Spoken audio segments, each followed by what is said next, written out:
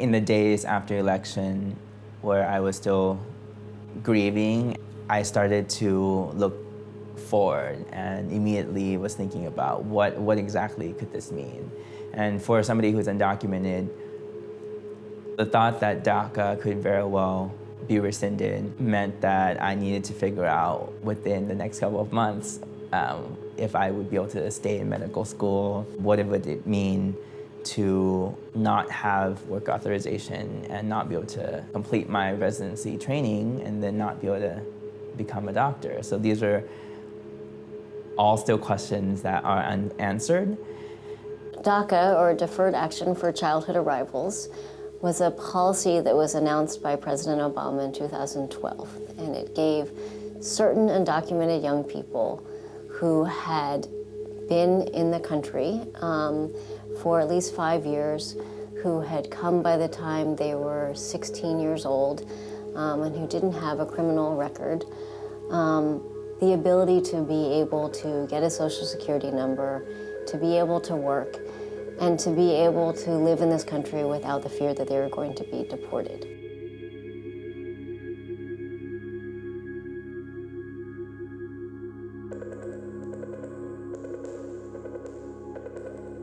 We will immediately terminate President Obama's 2 illegal executive amnesties in which he defied federal law and the Constitution to give amnesty to approximately 5 million illegal immigrants. 5 million. It's such an enormous investment personally to go to medical school. It's such an enormous investment for medical schools to invest in training a student who we don't know whether that student could achieve a residency position after medical school. If DACA is repealed, it would be hard to imagine the decisions that both students and medical schools would need to make. Just several months after we got here, my parents sat us down and had a very frank and open conversation with my brother, sister, and I, that actually we might not be returning to Thailand, and that we're here to start completely over. And we didn't quite know, and my parents didn't quite know all the implications of what it would mean to not have legal status. But we understood that as a family, this is what we needed to do. I graduated on May 15th, 2012, and exactly 30 days later, on June 15th, 2012, DACA was announced.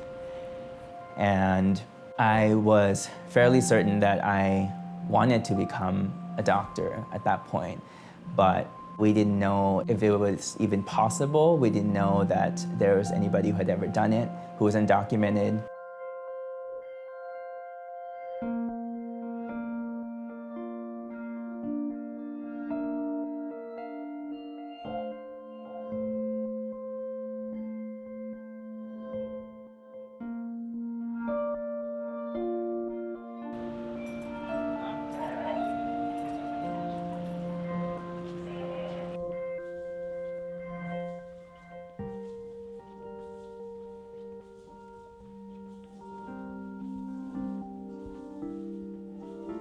It seems so cruel, and it also seems so like such a waste, like that you could have someone that's in a hospital serving patients, that's seen as a doctor, that is entrusted with caretaking for some of the most vulnerable people, and that you could just take that away from someone with one signature.